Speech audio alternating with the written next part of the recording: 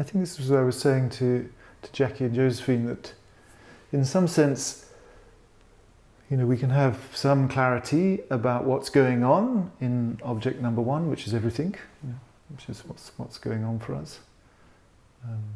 And we can see, okay, there's a thought, and there's my feeling in my belly, and then there's that sadness, and there's that bird song, and there's that car passing. But what often happens is that a lot of the picture is hidden just by habit. It's moved from the four fields where we can see it, sort of behind the scenes. It's like gone behind our eyes, because what we sometimes find is that there's not a lot going on in the four fields. There's a bit of hunger maybe, or a bit of tiredness, and then here a sound, there a sound, everywhere sound, or a thought, maybe lots of thoughts.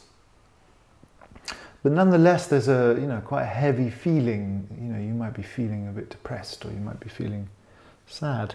And we notice that when we ask this question, how do I feel about what I'm experiencing?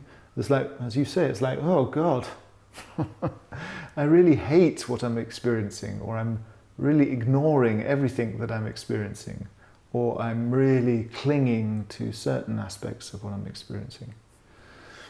And this awareness of the fifth field, this field of holding, so the image uses the sphere.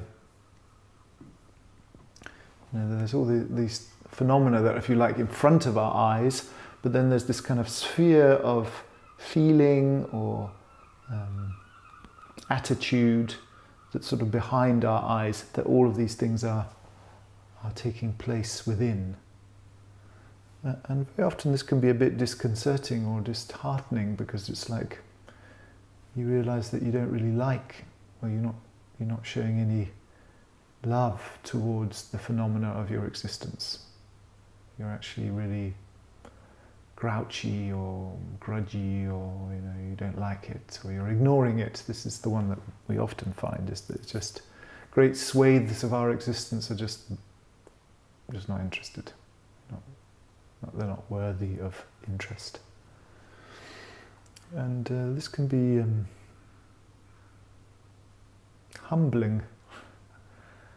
And you realize that actually a great swathe of your mind and your mind's energy is locked up in this stance or attitude of the experiencer.